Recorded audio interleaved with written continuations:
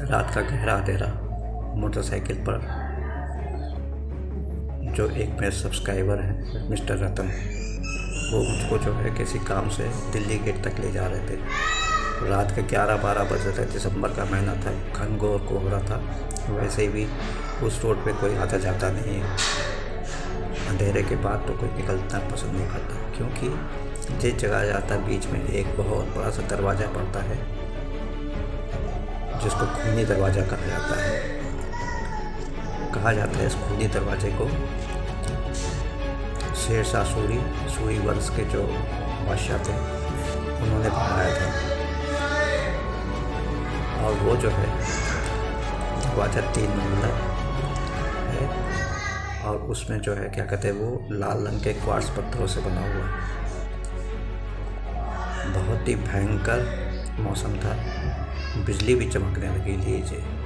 और मोटरसाइकिल जैसे खूनी दरवाजे के कम से कम 10-20 कदम पहले पहुंची, मोटरसाइकिल कुट कुट कुट करके बंद हो गई। अब बड़ी परेशानी। एक तो वो बुलेट मोटरसाइकिल इतनी हैवी, अब बंद होना, वो भी रात में, इस समय तो कोई मैकेनिक भी नहीं मिलेगा। तो हम लोग जो है बहुत परेशान हो गए। खैर क्या किया जाए, किसी तरह से थकियाते खूनी दरवाजे के पास पहुँचे। फिर जो हुआ वो अविश्वसनीय, अकल्पनीय था। अचानक बहुत ज़ोर से बचाओ चीख पुकार की आवाज़ आने लगी, और हम लोग के ऊपर टप टप टप टप करके कुछ गिरने लगा। हम लोगों ने कहा ये क्या बला है, क्या गिर रहा है। नज़र उठा के देखा तो 3 सरकटी लाशें लटकी पड़ी थी, खून उनके गर्दन से बहती हुई नीचे गिर रही थी। हम लोग के ऊपर भी गिरी।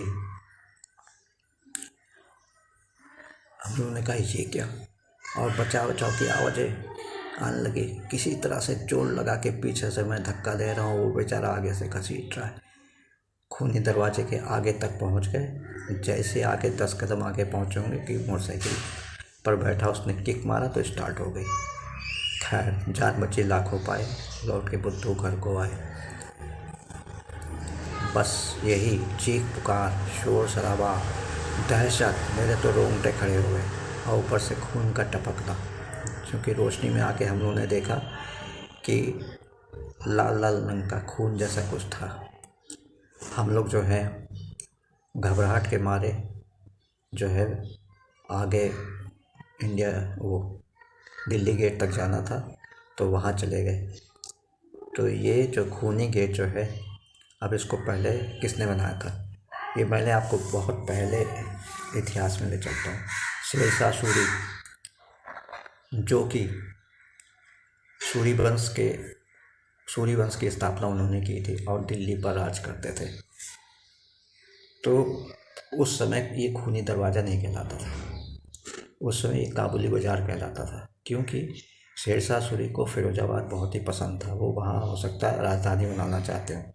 और फिरोजाबाद तो अब भी बहुत प्रसिद्ध है, चूड़ियों के लिए, कड़ों के लिए, और सुहागन के सामान बनाने के लिए बहुत ज़्यादा फेमस है। तो फिरोजाबाद जाने के लिए उन्होंने रास्ते में ये अपने पसंद से 3 मंजिला दरवाज़ा लाल क्वार्ट्ज पत्थरों से बनवाया, बहुत ही खूबसूरत। अब हुआ क्या कि उस मतलब वहाँ पर होता था कि अफ़गानिस्तान से पठान लोग मतलब सब अपना सामान वहाँ से ड्राई फ्रूट्स वगैरह लेके आते थे। क्योंकि दिल्ली बादशाहों की नगरी थी, वहाँ के बहुत लोग बहुत पैसे वाले भी थे, तो वो हाथों हाथ सब सामान बिक जाता था। और यहाँ से भारत से जो उनकी ज़रूरी चीज़ें अफ़गानिस्तान बिकती वो खरीद कर वो ले जाते थे। इस तरह से व्यापार होता था, वो काबुली बाज़ार कहलाता था। दिन बीतते गया, उसके बाद आए हमारे औरंगजेब। तो उन्होंने अपने भाई दारा शिकोह ने उनसे बगावत कर दी थी, तो उन्होंने अपने भाई का कत्ल करके उनकी लाश को वही खूनी दरवाजे के ऊपर टांग दिया। लाश सड़ती गलती रही, सर को शायद काट दिया था, खून टपक टपक के, और वो करके उन्होंने चील कौवे भी खाने लगे थे। लाश सड़ रही थी, लोगों में दहशत, तो इसलिए औरंगजेब ने अपने बड़े भाई का कत्ल करके खूनी दरवाजे पर टांग दिया था। ये हुआ। फिर उसके बाद क्या हुआ, ये इतना तो हो गया। उसके बाद 1857 में जो है भयंकर लड़ाई झगड़ा हुआ सब। और जो है उसी समय जो है एक अंग्रेज नेता थे विलियम हडसन ने क्या किया, उस समय बहादुर शाह जफर का शासन चल रहा था। उनके 3 पुत्र थे,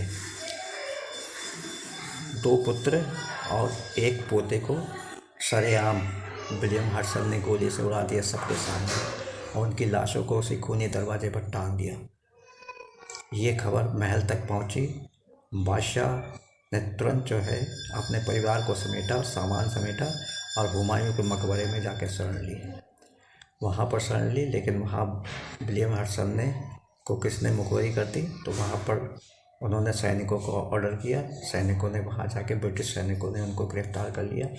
बहादुर शाह जो कि हमारे बहुत ही नेक दिल और इस तक किस्म के इंसान थे, शायर थे, गज़लें बहुत अच्छी लिखते थे, उनको जो है बंदी बना लिया उनके परिवार सहित। और ये 1857 में ऐसा हुआ। विद्रोह बहुत तेज भड़क रहा था, चारों तरफ अंग्रेज़ों को ढूंढ ढूंढ के मारा जाने लगा। लखनऊ तक उसकी आंच पहुंच गई थी। लखनऊ की रेजिडेंसी, चंदन नगर का फाटक, आलमबाग, ये सब जो है उसके बहुत गवाह हैं 1857 के क्रांति के। मतलब अंग्रेज सेना सब तरह से लैस थी, गोला बारूद तोप वोप सब।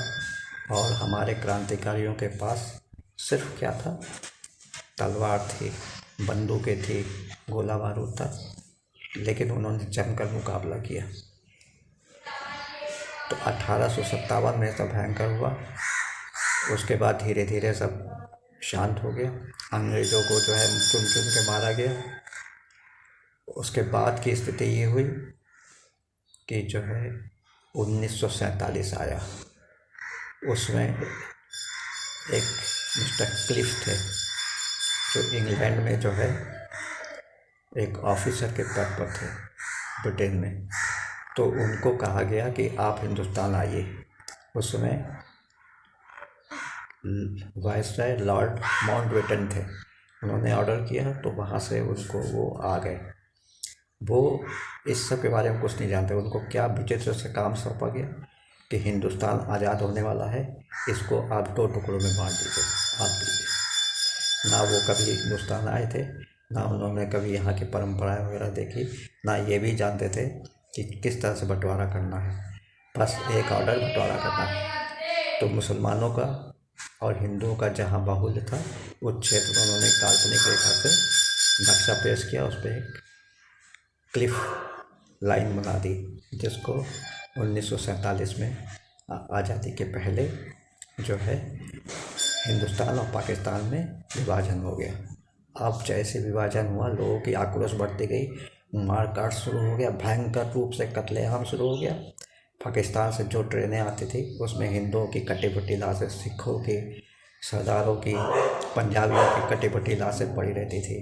कुछ लोग पैदल ही भागे, कुछ लोग बच बचा के हिंदुस्तान आ गए शरणार्थी के रूप में।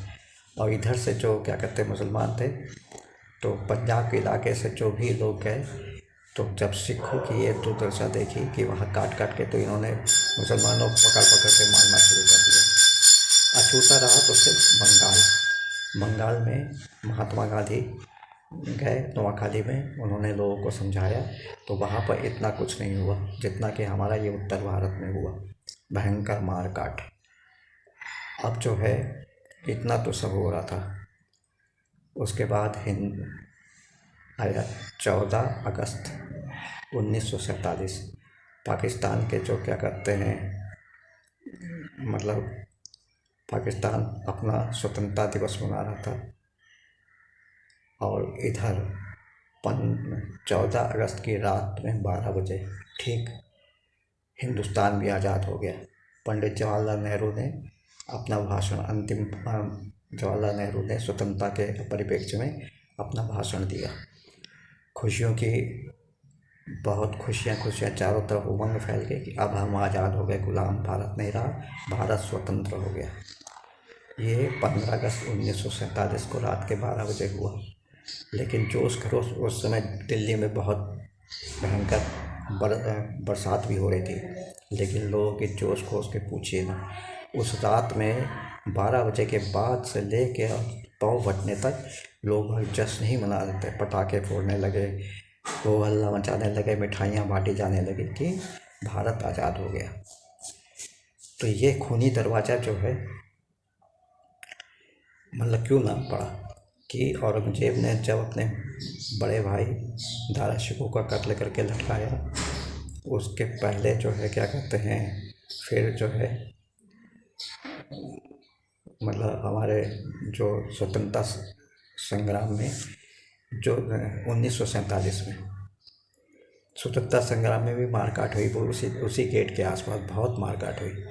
फिर आया 1947 का समय, जो विभाजन के लिए कुछ शरणार्थी वहाँ पर आके इसी काबुली बाज़ार या लाल दरवाजे के पास मैदान में आके आ गए।